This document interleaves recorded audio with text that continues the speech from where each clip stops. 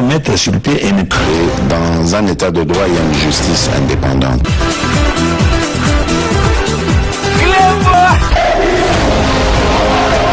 Ce n'est pas pour rien qu'il faut des conseils.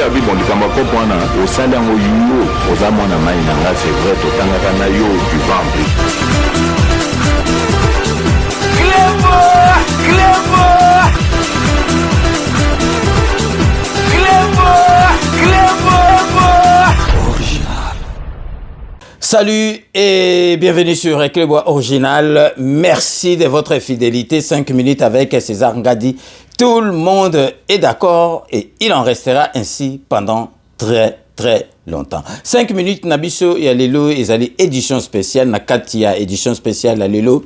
Tozali ko la kisabino bota la bino moko Olive Lembe oyazali ex première dame oyo asakanaka na esprit ya bakongolais baza faible ti lelo oyo biloko asalaka na oyo alobaka soki azalaki vraiment na makanisi ya makasi akoki kovanda nie mobali na ekuta alobaka te mais ye mutu asalaka badéclaration partout ya licholi ya n'importe quoi tokolakisa bino na kati ya émission tokorecense bino quelques déclarations na ye botala bino moko bokomona ezali passe na motema parce que Olive Lembe lelo akoko sala biso moralité parce que sala 18 ans makambo ebele azali koloba sala yango te na 4 ans au Félix Antoine Tshisekedi au sala même 2 ans kuta parce que 2 ans au ezalaki wana ezalaki pona kobunda kolongola système ya mobali na ye et puis oyo première dame na biso Denise Tshisekedi azo sala ça n'a rien à voir. Première dame aza assistante sociale te première dame aza on a te pour à profiter na misère neti mam Olive Lembe asalaka première dame botala oyo asala ba bourse pour na bana na biso aux yeux diplôme na ba niveau likolo parce que moi na soka za mayele na niveau Afrique awa na poto eloko pamba ko panza tala asali bourse pour na ko aider Congo ya lobby relève à lobby zali jeunesse et puis na ba acteur ou ya théâtre ba comédien aseli bango sécurité sociale na mutuelle pour zaka te soki ya kufi aya apesi ba makaya busoki ba madeso ye moka zo zonga futaka taxi te aya apesi enveloppe na mbongo na bino moko ale boyebika en Afrique mutu soka zangi donc akomi zoba donc soko akufeli mutu azana eloko osala te donc soko yo pesi a osenga merci. Donc Olive Lembe a organisé côté mon ramon muto le kaya longoli chaînette a pesi yo pesi chaînette soka tekion après le bersani mais la kisa ndenge nini ya ko péché o aider pas à la bozala ki wana bota la côté zalaki ba mama o ba bandaki donc ba mama maraîchère o ba bandako sala bilanga na côté ba bandali wana ba ye ba longoli ba bilanga na nyoso ba biba ko tonga ba donc ba HLM habitation à loyer modéré ba pesa ba pauvre ba tonga ba appartement moko zonga avant kota kuna so il faut pesa ba caution ba $10,000 donc ba tonga yango kuna donc na ndenge moko kutu okuki kondimate wana nyoso te zalaki Olive Lembe ole ba tonga ndenge donc fatia zo tonga zo pesa bato bango zalaki ko tonga ya ba riche lelo to zali ko lakisa bino botala parce que oyo soki zalaki première dame na biso mama Denise Nyakero Tshisekedi asala makamabo mbe na gansi biso mbe tokufi nazali ko lakisa bino donc Olive Lembe donc masolo tu na oyo sabino azaka naturel te pour ngai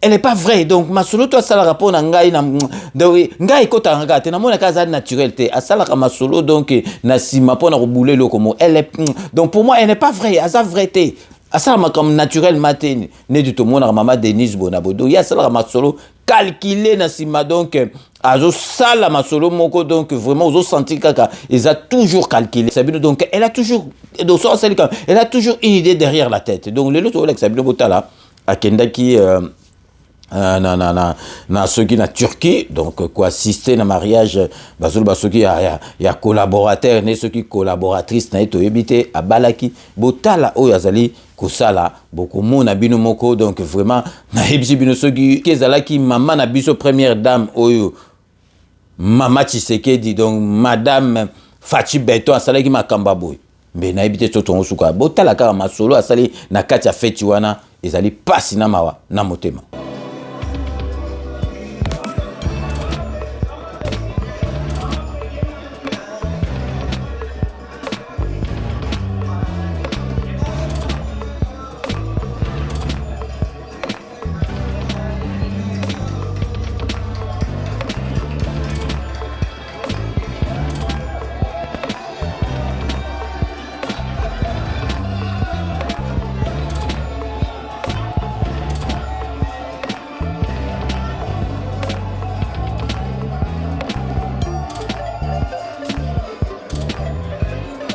bino mo boy tolanda donc bon eza yo akokabelele bato bon mais botala mbongo ya sala wapi bosala donc soit ningo pesa bon pourquoi pesa ki bango te kaka po bomona kaza ostentatoire pourquoi pesa ki bango te yene di première dame po nako nako froisser bato bazo kufa banzala te na Congo akoza la pesa ki bango en coulisses apesi bango enveloppe na bino yango po ngai po na ngai donc ce que zalaki mama Denise ango te le mata pesa bato ndengwana mama Denise ango pesa enveloppe apesi yo na privé po bomba me yetala azo pesa bato ba bedo ba liasa ba billet ba dollar po bato ba mona première dame na niveau au sala ndengwana ils na sens te obi combien de bato bazo bakufa ba mia likolo ya pouvoir ya mobile na yo première dame moi je mets ma mère à couper donc ngai penza na meli mbondo soki ezalaki Denise Nyakero Tshisekedi akosala acte wana te akosa acte mais ye po bato ba mona ye donc bizeti donc azo opesa ba mbongo wana ba mbongo moko boye donc soki ndenge nini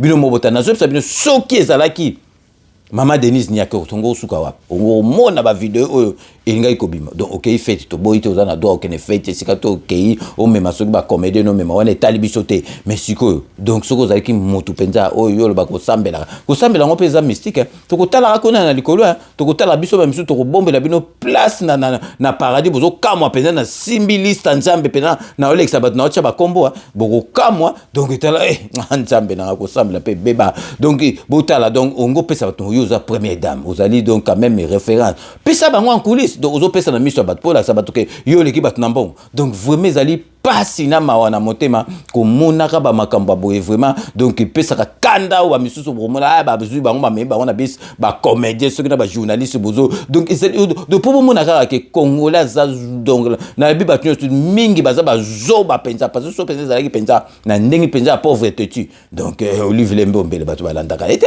donc ezali pasi na mawana motema donc avant tout cette émission na biso donc tous allez copier sabino communiquer ya ndeko na biso boyebi otolobaka Hubert Kizela na Norvège o ya ko aider bino pona kosala ba conteneur à makayabu pona kosomba ba makayabu en grande quantité donc vraiment bo bengie na numéro 0047 973 98 056 numéro bozomona bo bengie vraiment a aider bino po bosala ba conteneur ya makayabu donc l'émission na biso to suk sango to ko lakisa bino ba vidéo autozui ya ba déclaration ya Olive Lembe po botala kaka ba déclaration mo mobile nekuta lo ba le côté mais yé mutu kaka koloba et puis ngana bino elle est pas vraie elle fait pas de choses naturellement donc à ça on sent que tout est calculé donc azana boule moko derrière mutuna donc to tikibino bolanda ba vidéo to zoli bino po bomona vraiment en tout cas yé mobile na sali 18 ans na yé eloko moko ba sali ezate mais ba mbwakela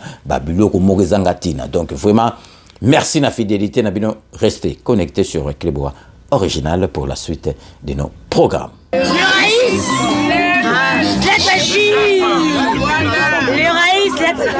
maman bébé, maman Aroé.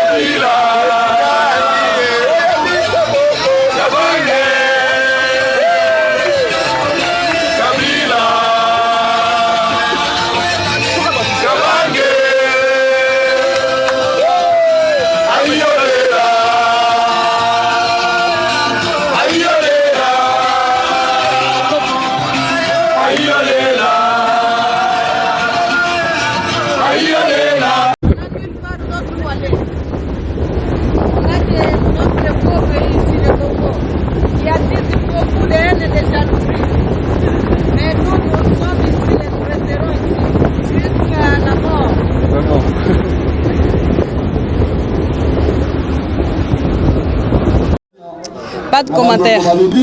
Pas de commentaire. On ne réclame pas la paternité ni la maternité à la télévision ou dans les polémiques. Et de toutes les façons, je peux poser la question à tout le monde. D'accord? Êtes-vous sûr que vous êtes le fils de votre père et de votre mère?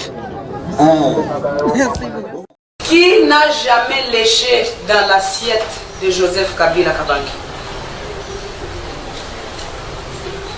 De eux tous, je dis bien, et j'assume encore une fois, et je répète, sans exception. Oui. Banda mobali nangai abanda musala na ye oyo. Nazotia mutu nyoso en défi. Ayebisa ngai mukolo nini a respectate oyo peuple congolais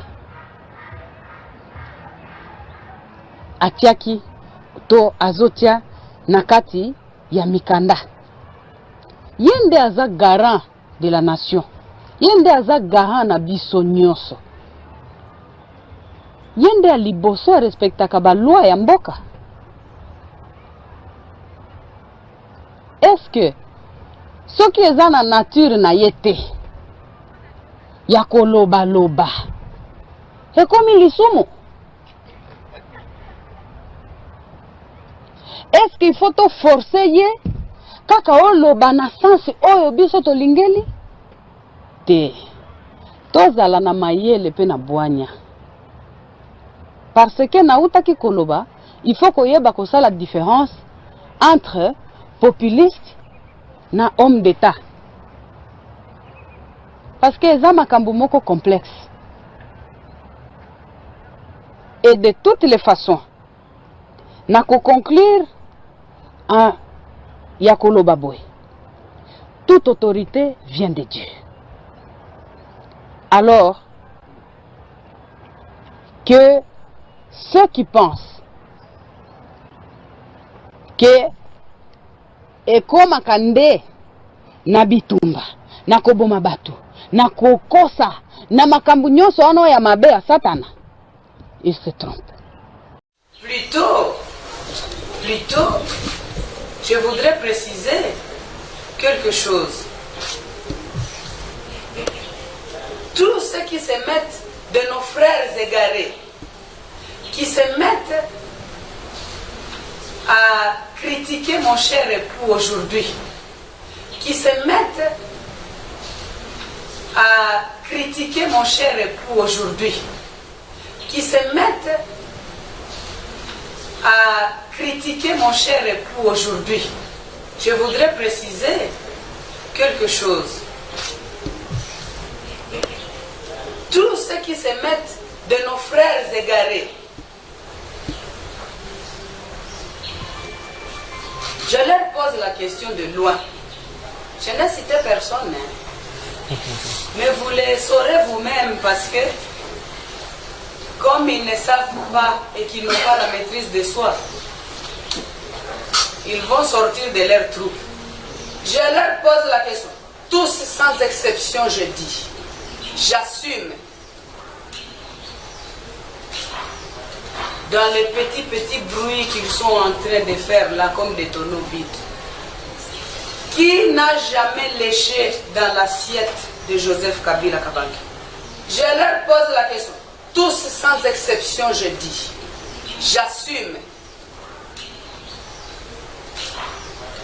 Dans les petits bruits qu'ils sont en train de faire là comme des tonneaux vides. Qui n'a jamais léché dans l'assiette de Joseph Kabila Kabange? De eux tous, je dis bien, et j'assume encore une fois, et je répète, sans exception. Vous savez, la convoitise est un péché mignon. Mais malheureusement, il se trouve être, malheureusement la convoitise, elle se trouve être un péché. Malheureusement. Mais de eux tous, qui, je répète encore une fois, qui n'a jamais mangé dans l'assiette du président Joseph Kabila Kabange et qui fait des bruits parce que Bazungu Barinyambia.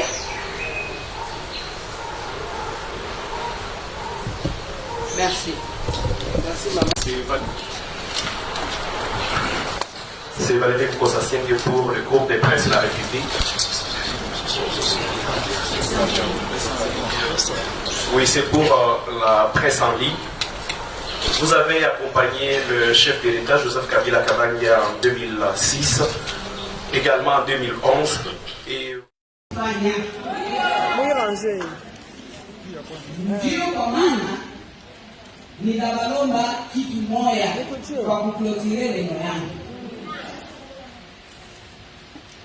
Mumpatie Joseph Kabila Kabange confiance yenu yote.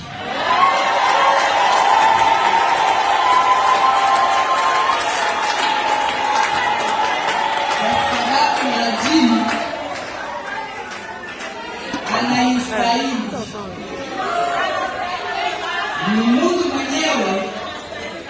Ni Mungu mwenyewe akikupatia neno yake, akikupatia promise mpaka ataiolore.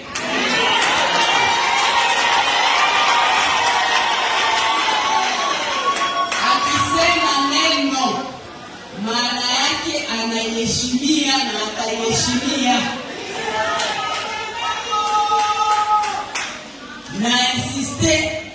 Na insiste tena, mumupe confiance, hamutakuwa déçu, puisque muko na mapreuve ya kwamba ndani ya ile façon yake, dans le nationalisme total, le patriotisme yenye na mukarakterize dans un esprit révolutionnaire, chini ya vision ya autoprise en charge dans l'organisation totale ya kila kitu, ana mérité confiance yetu sie wote.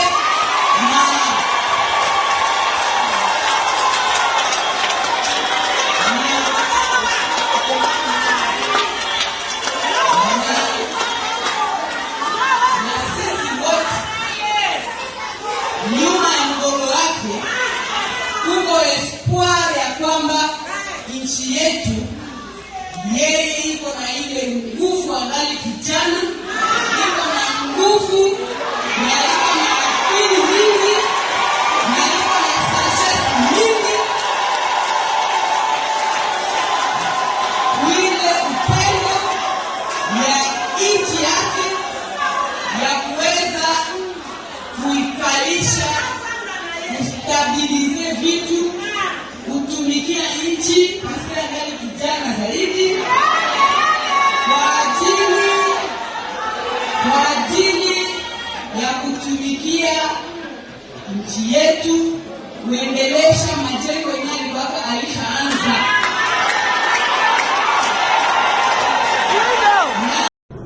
Nous ne sommes pas nombreux. Je vais essayer d'élever la voix pour que le message soit entendu par tous.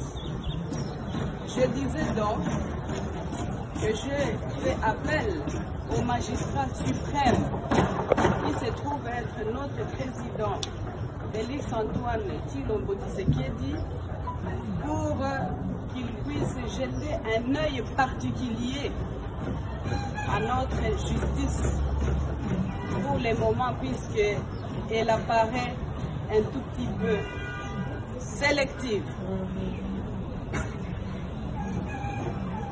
Je suis sûr que cette voix lui parviendra à bonne et due forme, tout en espérant de son implication personnelle en tant que magistrat suprême pour que l'état de droit dont il est parrain puisse avoir son effet, et ainsi tous les personnels de ce domaine diront peut-être les droits, diront les droits comme il se doit.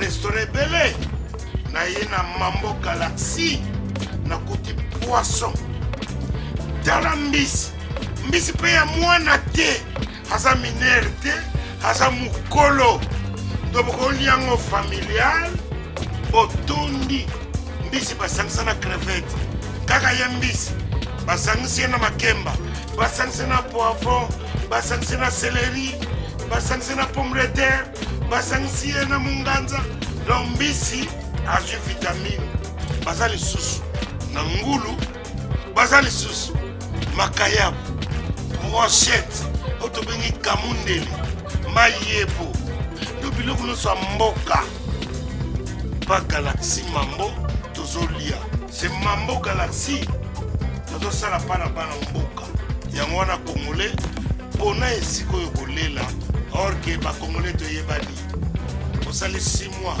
okundi na propriétaire tie mosapi na liso mais galaxie mambo 8 ans quel restaurant eza mosika te. Au numéro 137, rue André Carman, à Aubervilliers, composez vite le 07 53 28 89 07. Galaxie Mambo, c'est du wow.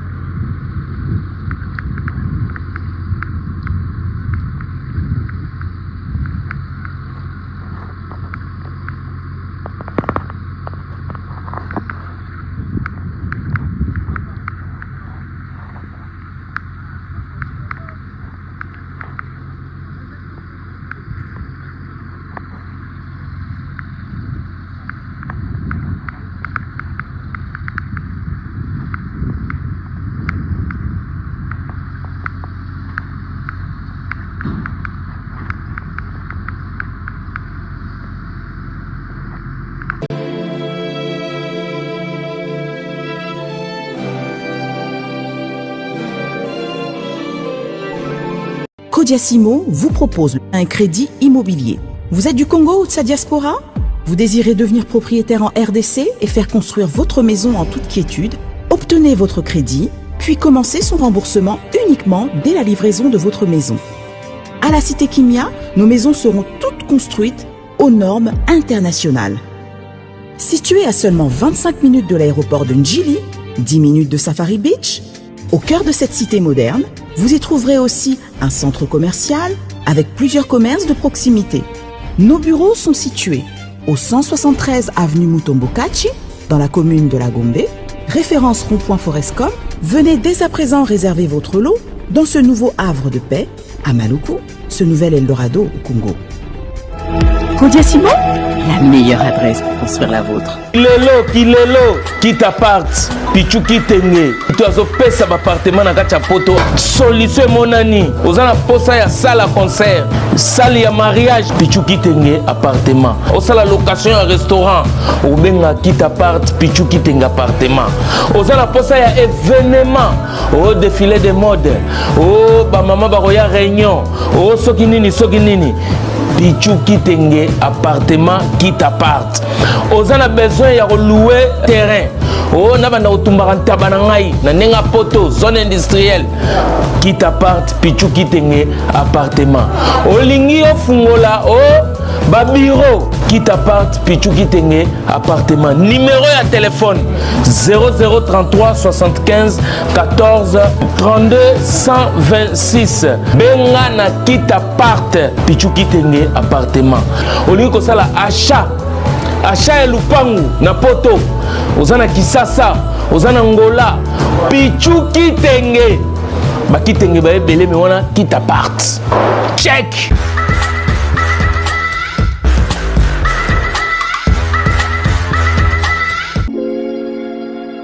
Sepela TV ezali décodeur ya Banamboka. Sepela TV différence nango ezali na ba décodeur mususu o tozalaka nango na kati ya ndaku. Sepela TV botala ngo ezaka mukie. Eza mukie olingi ko voyager ozu yango o voyager nango. Parce que ba décodeur o biso tozalaka nango evandika na ndaku mais Sepela TV déjà eza mukie botala ozu o kolisa ngo na poche na kosi na poche à veste o voyager o memi yango partout dans le monde ici kazo kende. Donc ozaka na besoin ya câble HDMI courant na internet. Internet est comme partout, courant est partout. Donc ils en a plus de 500 chaînes yo surtout ya kitoko. Bilengi ba choix ya congolais kaka mutaoye bango. Donc congolais kaka mutaye biango. Congolais kaka mutaoye ba elengi nini yo kaka. Donc congolais kaka mutaye biango. Donc c'est Sepela TV ça ya Banamboka. Bozwa abonnement nango okozwa ngo ya ne mobimba okozwa ngo pe par mois. Au bengi bango na ba numéro na bango bozali komona. Donc Sepela TV ezali décodeur ya yo ya ngai. Donc ezali ya étranger te ezali ya Banamboka. Avec Sepela TV tout le monde est d'accord et il en restera ainsi pendant très longtemps. Bienvenue dans le monde de Sepela TV. Sepela TV est le décodeur qui vous permet de suivre les chaînes du Congo en direct de la diaspora. Wami Business, votre agence de fret maritime et aérienne. Vend des produits importés, lait de beauté, vin rouge, blanc, rosé, sel, sucre, désodorisant, eau de javel, savon de Marseille, casseroles et divers articles. À Kinshasa, nous sommes sur l'avenue Maringa 83, direction Assosa dans la commune de Kassavu. Pour plus de contacts, appelez-nous au plus 243 85 018 22 17 0033 75 80 96 032. Wami Business, toujours la qualité. Sur Paris, nous sommes au 5 boulevard Ornano 75 018. Wami Business avec Mama Mireille Wankaki, toujours la qualité. Chez Elbito Coiffure, toujours, ça marche comme ça là, avec la expédition là. Toujours.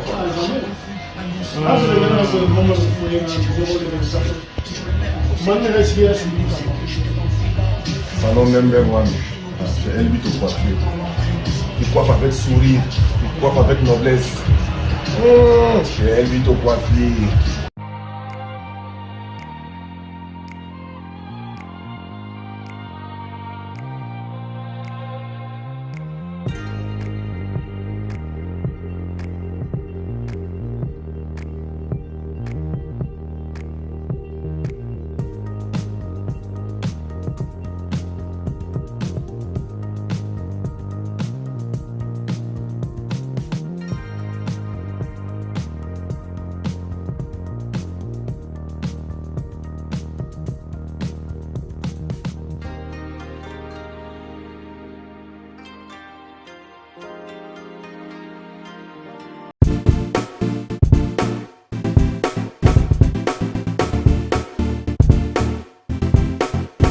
On doit mettre sur pied une créer dans un état de droit et une justice indépendante.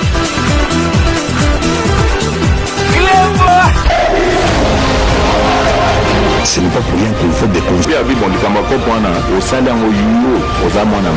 C'est vrai, tu vends.